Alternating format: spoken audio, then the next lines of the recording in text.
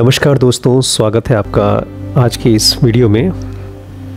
आज मेरी बिटिया मेरे पास आई और उसने एक बहुत ही सिंपल क्वेश्चन पूछा। एक्चुअली 2 क्वेश्चन पूछे उसने। अभी रिसेंटली कोई डांडिया ऑर्गेनाइज होने वाला है। उसके किसी फ्रेंड ने उससे पूछा कि चलो हम लोग मिल करके इसे साथ में ऑर्गेनाइज करते हैं और इसमें तुम मेरी हेल्प करो। तो मेरे पास आई थी पूछने के लिए कि आप मुझे कुछ रेफरेंस दे दीजिए कुछ लोगों का, ताकि हम उनको एज ए स्पॉन्सर अपने साथ जोड़ सकें। मैंने उसको सुना। उसके बाद फिर मैंने उससे उल्टा क्वेश्चन पूछा, क्या तुम इसको सीरियसली करना चाहती हो? तो बोलती है हाँ। फिर हमारी डिस्कशन बहुत लंबी चली। वो चुप होकर के मुझे सुन रही थी, लेकिन फाइनली उसने जो सेकंड क्वेश्चन पूछा वो ज़्यादा रिलेवेंट था और मुझे बड़ी खुशी है कि उसने ये क्वेश्चन पूछा। उसने पूछा, अच्छा ये बताइए कि एक आदमी सही डिसीजन कैसे लेता है? क्योंकि हमारी जो बातचीत हो रही थी ना, उसमें उसको लग रहा था कि उसके डिसीजन को मैं काट रहा हूँ, बट मैं उसको हेल्प कर रहा था राइट डिसीजन लेने में, और उसको लगा मैं उसके डिसीजन को काट रहा हूँ। और तो बार बार हम दोनों टग ऑफ वॉर पे चल रहे थे कि किसी भी डिसीजन को लेने से पहले, कहीं पर भी कुछ भी काम चालू करने से पहले आप अपने आप से ही पूछो कि क्या आप सचमुच में वो काम करना चाहते हो, क्या वो डिसीजन सही है।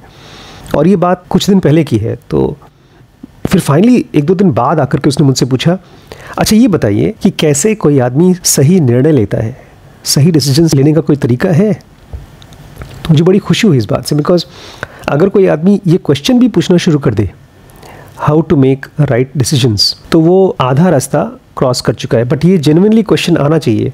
हम में से ज़्यादातर लोगों को ये डिसीजन का क्वेश्चन आता नहीं है। हम डिसाइड कर लेते हैं, अगर वो सक्सेसफुल हो जाता है हमारा काम, तो हम बड़े खुश हो जाते हैं कि हमने सही डिसीजन लिया। बट एक्चुअली वो डिसीजंस हमारे बिना सोचे समझे ही ले लेते हैं, किसी को देख कर, किसी के इन्फ्लुएंस में आकर के।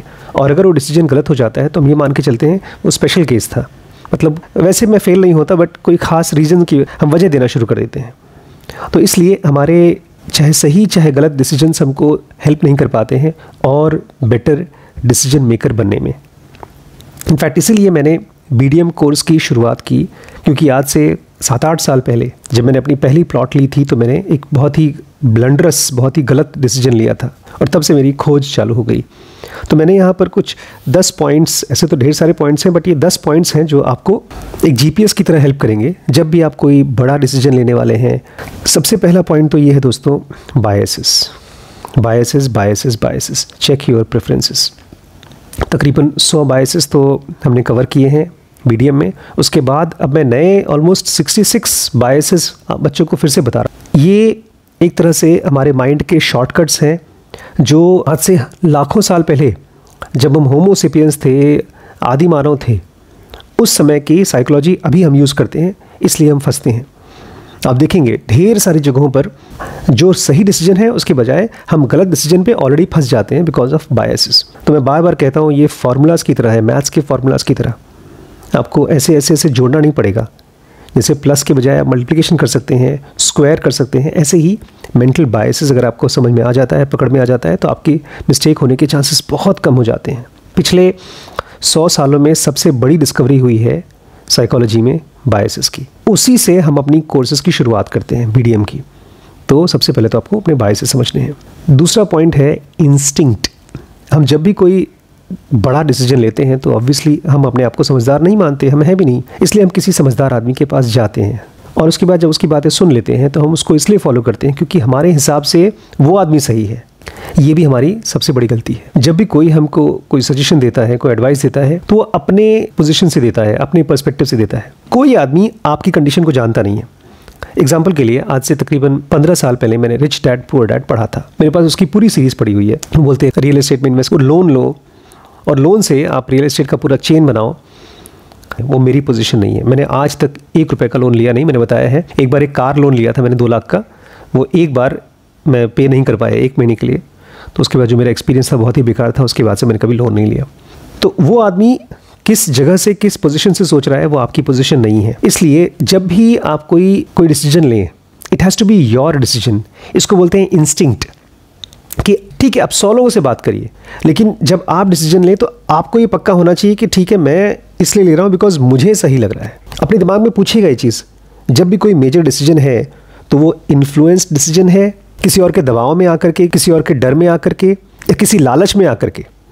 बहुत बार हम लोग किसी स्पिरिचुअल टीचर के साथ कनेक्ट होते हैं। अभी रिसेंटली मैं एक भाई साहब से मिल रहा था, वो हमारे पुराने मित्र हैं, तो बोलते हैं हमारे गुरुजी कहते हैं इंग्लिश बुक्स में तो कुछ सीखने को है ही नहीं, खाली इंडियन टेक्स्ट्स और वो भी एंशिएंट टेक्स्ट्स। और मैं सुन करके सरप्राइज्ड हो गया, बिकॉज ये बहुत ही ब्राइट लड़का है, वो IIT का पढ़ा हुआ है और वो बोल रहा है कि इंग्लिश बुक्स में तो कुछ सीखने को है ही नहीं। इनफैक्ट वो जो गुरुजी हैं वो खुद अपनी किताबें इंग्लिश में लिखते हैं। बट आपने सुना क्या हुआ, मेरे गुरुजी कहते हैं कि इसमें ये है। ये आपको इन्फ्लुएंस करेगा गलत डिसीजन लेने के लिए, बिकॉज अल्टीमेटली बाद में अगर आपसे वो डिसीजन गलत हो जाएगा तो आप ये नहीं बोलेंगे कि मैंने गुरुजी के इन्फ्लुएंस पे आकर के वो डिसीजन लिया था, वो आपका डिसीजन था। इसलिए हमेशा ठोक बजा करके it should be your instinct, your feelings and your decision, nobody else's.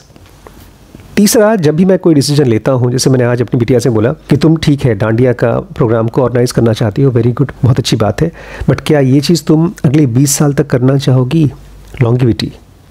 Longevity मतलब क्या इस डिसीजन को मैं आज से 10 साल, 20 साल, 50 साल के बाद देखता हूँ तो उसका क्या असर है? बिकॉज मेरा मेन डिस्कशन उसके साथ यही था कि जो भी हम एक्टिविटी करते हैं उसमें से हमारा नेक्स्ट एक्टिविटी निकलती है। मैं उसे कह रहा था कि अगर तुम कोई मेडिटेशन वर्कशॉप ऑर्गेनाइज करना चाहती हो तो फिर मैं तुम्हें हेल्प करने को तैयार हूँ। कोई तुम बिजनेस का या कोई मोटिवेशनल वर्कशॉप ऑर्गेनाइज करना चाहती हो तो मैं तुम्हारे साथ, अगर उसमें हम एक पैसा भी नहीं कमा सकते तो भी कोई दिक्कत नहीं है, फिर भी मैं तुम्हारे साथ हूँ। बट मैं अपने आप को अगले 20 साल तक डांडिया ऑर्गेनाइज करते हुए नहीं देखता हूँ। और वहीं पर अगर मैं कोई मेडिटेशन वर्कशॉप कराता हूँ, कोई डिसीजन मेकिंग का कोर्स कराता हूँ या कोई बिजनेस का कोर्स कराता हूँ तो वो मैं अपने आप को देख सकता हूँ अगले 20 साल तक करते हुए। तो ये है लॉन्गिविटी। जब भी कोई डिसीजन लें तो आप अपने आप से पूछें क्या ये डिसीजन लंबे समय तक के लिए सही है। जेनोगा स्टार्ट करने से पहले मैंने एक जॉब छोड़ी थी, वो लॉन्गिविटी सोच करके ही छोड़ी थी। मैंने कई वीडियोस में बोला भी है। मैं उस समय एक टीचर था एक स्कूल में, हालांकि मैं डॉक्टर हूँ, मुझे मेडिकल का काम करना चाहिए, मुझे डॉक्टरी करनी चाहिए, और मैं स्कूल में टीचर था। और फिर वहाँ से जब मुझे जेनोगा मिली, ये क्वेश्चन मेरे अंदर में आना शुरू हो गया, क्या ये नौकरी मैं करना चाहता हूँ अगले 20 साल, 30 साल, 40 साल तक? और ये डिसीजन फिर बहुत मुश्किल नहीं था, वो ऐसे ही छूट गया। इनफैक्ट जब आप इस तरह से क्वेश्चन पूछना शुरू करेंगे ना तो आपके डिसीजंस लेना नहीं पड़ेगा, वो अपने आप ही आ जाते हैं। नेक्स्ट पॉइंट है रेजिलियंस। रेजिलियंस मतलब कोई डिसीजन लेते हैं और वो गलत हो जाता है, मतलब वो आपकी मिस्टेक है, आप फेल हो जाते हैं, तो उसमें से वापस आ सके। हम लोगों के ज़्यादातर बड़े बड़े डिसीजंस ऐसे होते हैं जैसे ऑल और नन, आर या पार। लोग मेरे पास आते हैं, बोलते हैं हम जॉब छोड़ना चाहते हैं, या कोई बोलता है मैं बिजनेस चालू करना चाहता हूँ फला अमाउंट से। तो मैं उनसे पूछता हूँ कि अच्छा तुम्हारे पास कोई ऑल्टरनेटिव है? अगर कोई ये डिसीजन अगर गलत हो गया तो क्या करोगे? अगर ये तुमने बिजनेस किया और फेल हो गया तो क्या करोगे? अगर तुमने जॉब छोड़ दिया, तुम्हारे पास कोई और जॉब है या तुम्हारे पास कोई ऑल्टरनेटिव है? अगर वो नहीं है तो आप बहुत ज़्यादा रिस्क ले रहे हो। दुनिया भर के जितने भी सक्सेसफुल लोग हैं वो लोग रिस्क नहीं लेते, वो रिस्क मिटिगेट करते हैं। हमने इसको बहुत अच्छे से कवर किया है BDM में। बिल गेट्स, वॉरेन बफेट जैसे लोग, या अंबानी हैं, एलॉन मस्क हैं, जितने भी लोग सक्सेसफुल हुए हैं दुनिया में, वो सब अपने रिस्क को मिटिगेट करना जानते हैं। कैसे? अगर रिस्क ले रहे हैं तो उस रिस्क को दूसरी जगह कैसे बराबर करें। लेकिन ये पॉइंट आपको तब समझ में आएगा जब आप अपने आप से पूछेंगे कि ये डिसीजन मैं ले रहा हूँ, अगर ये गलत हुआ तो क्या करूँगा? तो क्या मुझे कुछ सीखने को मिलेगा? और जो सीखने को मिलेगा क्या मैं सीखना चाहता हूँ? कहने का मतलब ये है, मिस्टेक करने को रेडी रहिए, फेल होने को रेडी रहिए, और उसमें से कुछ सीखने को रेडी रहिए। और तब अपने आप से पूछिए क्या मुझे ये डिसीजन लेना है? अगर हाँ है तो करिए, नहीं तो नहीं। नेक्स्ट पॉइंट है पेशेंस, कि जब भी कोई बड़ा डिसीजन लेना है तो जल्दबाजी मत करिए, रश मत करिए। मेरी लाइफ का one of the most drastic financial decision था जो मैंने लखीमपुर में एक लैंड ली थी। वो चारों तरफ से लैंड लॉक्ड है, उसमें कोई रोड नहीं है, और बाद में जाकर के मैंने आराम से जब इन्वेस्टिगेट किया तो वो लैंड मैंने 4 गुना महंगी ली। तो फिर पहले क्यों लिया? मैंने इतनी बड़ी गलती की क्यों? क्योंकि जिन भाई साहब ने मुझे ये लैंड लेने के लिए सलाह दी थी उन्होंने रश किया था कि जल्दी ले लीजिए, जल्दी ले लीजिए, ये डील ख़त्म हो जाएगी, कल नहीं मिलेगा, परसों नहीं मिलेगा। उसके बाद से मैंने उनके साथ कोई और डील नहीं की, और मैं समझ गया कि जहाँ कहीं पर भी कोई भी आदमी मुझे रश करता है या मैं खुद मुझे जल्दबाजी लग रही है इस काम को करने के लिए, इसका मतलब वो गलत होने के चांसेस हैं। So don't rush into major decisions और इम्पॉर्टेंट डिसीजंस। इसको टालना नहीं कहते, सीरियसली कॉन्टम्पलेट करना कहते हैं। नेक्स्ट पॉइंट है रीवैल्यूएट। अगर आप ये चाहते हैं कि आपका डिसीजन कल से बेटर आज हो, आज से बेटर फ्यूचर में हो, तो अपने पास्ट के सारे डिसीजंस को ये मान के चलिए कि आपने लिया। इवन दो अगर कोई और आपके लिए डिसीजन लेता है, जैसे मैं MBBS कर रहा हूँ, मैंने MBBS किया, उसके बाद MD किया, उसके बाद मैंने MBA किया, तो ये सारे के सारे डिसीजंस मेरे थे। अगर मेरे पेरेंट्स ने मुझे इन्फ्लुएंस किया तो भी मेरे थे, और अगर मैं उस जगह जाकर के फिर से कुछ चेंज करना चाहता तो क्या करता। ऐसे मान के चलिए आपके पास ऑप्शन है, आपके पास टाइम मशीन है और आप पास में जा सकते हैं और चेंज कर सकते हैं, तो आप क्या करना चाहते। इसको बोलते हैं रीवैल्यूएट। ये बहुत पुराना डिसीजन या 2 दिन पहले का डिसीजन, रीवैल्यूएट करना सीखिए और शर्म मत करिए। अगर आप अपने मुंह से ये कह सकते हैं कि ये मैंने मिस्टेक किया है, तो वो डिसीजन आपको कहीं ज़्यादा सिखा के जाएगा, लेकिन उसको कॉन्शियसली रीवैल्यूएट करना है। इसलिए मैंने अपनी एक जर्नल बना रखी है, सारे बड़े बड़े डिसीजंस की एक जर्नल डेट वाइज बना रखी है कि इस तारीख को मैंने ये डिसाइड किया था और मैंने इसका क्या रिजल्ट सोचा था, इससे मैंने क्या एक्सपेक्ट किया था कि क्या होगा, वो भी लिखता हूँ मैं, और डेट भी लिखता हूँ कब तक वो चीज़ होगा। अगर वो चीज़ होती है तो मैं अपने आप को बोलता हूँ मैंने सही डिसीजन लिया और इसी चीज़ को मैं दोबारा करूँगा, और अगर गलत होती है तो फिर वो डिसीजन मुझे सिखा के जाती है। ये पॉइंट मैंने सीखा था एंटी फ्रेजाइल से, हमारे नासिम निकोलस तालिब से। It is a fantastic book. हर किसी को ये बुक कम से कम 5 बार पढ़नी चाहिए, और मेरे घर में तो उसकी 4-5 कॉपीज़ पड़ी हुई हैं। जो बुक मुझे पसंद आ जाती है उसकी मल्टीपल कॉपीज़ में रख लेता हूँ। नेक्स्ट पॉइंट है consider this as your luck. जब भी आप कोई बहुत अच्छा डिसीजन लेते हैं जिसको आप कहते हैं यार ये तो कमाल का चीज़ मैंने सोचा था, उसकी वजह से बहुत ही सक्सेसफुल होते हैं, आपके साथ बहुत अच्छा होता है, तो thank God, thank God, thank yourself नहीं, थैंक गॉड। अपने आप को लकी मानिए। जब आप सक्सेसफुल होने की कोशिश करते हैं उसके चांसेस बहुत कम हैं, क्योंकि जो चीज़ आप करने की कोशिश कर रहे हैं वो चीज़ बहुत से लोग करने की कोशिश कर रहे हैं, और अगर आप सक्सेसफुल हो जाते हैं तो किस्मत की वजह से। अगर ऐसा मान के चलते हैं ना, तो फ्यूचर में आपके अंदर में एरोगेंस नहीं आएगी, घमंड नहीं आएगा, क्योंकि दुनिया में जो सारे बड़े बड़े मिस्टेक्स हुए हैं वो इसलिए हुए हैं बिकॉज लोगों का दिमाग ख़राब हो गया। अभी रिसेंटली न्यूज़ आ रही है बाइजू के बारे में। बाइजू बैंकरप्ट हो रही है, स्ट्रगल कर रही है, ईडी का रेड हुआ उनके यहाँ, और लोग पूछ रहे हैं जब आपके पास इतनी फाइनेंशियल कंस्ट्रेंट्स थी तो आप इतनी ढेर सारी कंपनीज़ को ख़रीदा क्यों। मैं उनके बारे में कुछ नहीं जानता, लेकिन मैं ज़रूर जानता हूँ अपने बारे में कि अगर मैं किसी चीज़ में सक्सेसफुल हुआ हूँ तो it is my effort plus lots of luck. अगर एक सिंपल लक वाले फैक्टर को अपने डिसीजंस में डाल दें, ऑल द राइट डिसीजंस, हम क्या करते हैं, हम गलत डिसीजंस को बोलते हैं हमारी बैड लक थी, और वो सबसे बड़ा ब्लंडर है, क्योंकि अगर आपकी बैड लक की वजह से आपने कुछ मिस्टेक किया तो उसको ठीक नहीं कर सकते। अगर आप सक्सेसफुल हुए लक की वजह से तो आप दोबारा और सोच समझ करके डिसीजंस लेंगे। और लास्ट पॉइंट है दोस्तों, प्लान, प्लान एंड प्लान। अभी रिसेंटली हम लोग BDM में इसकी वीडियोस डालने वाले हैं कि अगर कोई भी आप प्रोजेक्ट चालू कर रहे हैं, और प्रोजेक्ट मतलब ये नहीं कि कोई बहुत बड़ा काम, ऑब्वियसली बड़ा काम तो है ही, आप घर बनवा रहे हैं, आप कोई कंपनी बना रहे हैं, किसी कंपनी का कोई प्रोजेक्ट ले रहे हैं, या इवन आप अपनी लाइफ का कोई प्रोजेक्ट ले रहे हैं, आप एक अपना रूम बनवा रहे हैं, आप कोई बुक लिख रहे हैं, या आप किसी एग्ज़ाम की तैयारी कर रहे हैं, कोई भी छोटी से छोटी या बड़ी से बड़ी चीज़ कर रहे हैं, अगर आप उसको प्लान करते हैं तो ऑब्वियसली वो प्लान हमेशा जैसा आप सोचते हैं वैसा नहीं होता, लेकिन फिर भी उससे बहुत हेल्प मिलती है।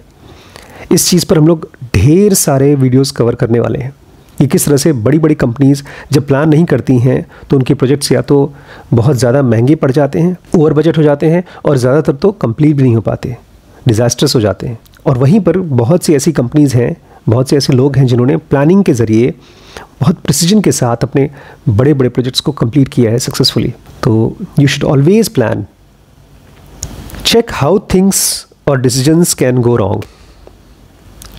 जब भी आप कोई डिसीजन ले रहे हैं तो हम लोग क्या करते हैं, उसके फेवर में चीज़ें पूछते हैं। मान लीजिए मैंने डिसीजन लिया कि मैं ये ज़मीन खरीदने वाला हूँ, या ये कोर्स करने वाला हूँ, या इस आदमी के साथ एसोसिएट होने वाला हूँ, या कोई भी ऐसी चीज़ जिसमें स्टेक्स बहुत हाई है, तो हम क्या करते हैं, उसके फेवर में चीज़ें पूछते हैं। अगर हमने ये ज़मीन खरीदी है तो कितने लोग उसके फेवर में कह रहे हैं, हाँ हाँ ये बहुत अच्छी ज़मीन है, बहुत सस्ती मिल गई है, वगैरह वगैरह। हम हमेशा फेवर के पॉइंट्स खोजते हैं, आपको खोजना है एंटी पॉइंट्स। इवन जब मैं शॉपिंग करता हूँ, कोई सामान, कोई ऐसी बुक, बिकॉज बुक मेरे लिए खाली पैसा नहीं है, वो टाइम भी है, तो मैं देखता हूँ नेगेटिव पॉइंट्स कौन कौन से हैं। हमेशा अगर आप नेगेटिव पॉइंट्स को पहले सर्च करेंगे, पॉजिटिव भूल जाइए, अपने काम के बारे में भी, अपने डिसीजंस के नेगेटिव पॉइंट्स पूछिए कि कौन कौन सी चीज़ें हैं जो ख़राब कर सकती हैं, ख़त्म कर सकती हैं, फेल करा सकती हैं। उससे आपके डिसीजंस और ज़्यादा स्ट्रॉन्ग होंगे। और लास्टली दोस्तों, ये डिसीजन मेकिंग की जो ब्रांच है ये बहुत नई ब्रांच है, अभी तक ट्रेडिशनल कॉलेजेस में ये अवेलेबल नहीं है। बड़ी बड़ी ऑर्गेनाइजेशन में जो सक्सेसफुल $multi-billion कंपनीज़ हैं वहाँ पर इसको बहुत सीरियसली लागू किया जाता है। तो आप अपनी लाइफ में क्यों नहीं लागू कर रहे हैं? आइए स्टार्ट करिए। BDM नाम है कोर्स का, बेस्ट डिसीजन मेकिंग कोर्स। मेरी लाइब्रेरी का सबसे बड़ा सेक्शन BDM का ही है। जहाँ कहीं पर भी डिसीजन मेकिंग और अनसर्टनिटी को लेकर के कुछ भी लिखा गया है वो इन कोर्सेज का पार्ट है। So you are most welcome to join this course and make yourself a better decision maker. ठीक है, थैंक यू। अगर ये वीडियो आपको काम का लगा है तो अपने फ्रेंड्स के साथ, अपनी फैमिली के साथ कुछ ग्रुप्स में इसको शेयर करिए। और आपने अभी तक सब्सक्राइब नहीं किया, कर लीजिए।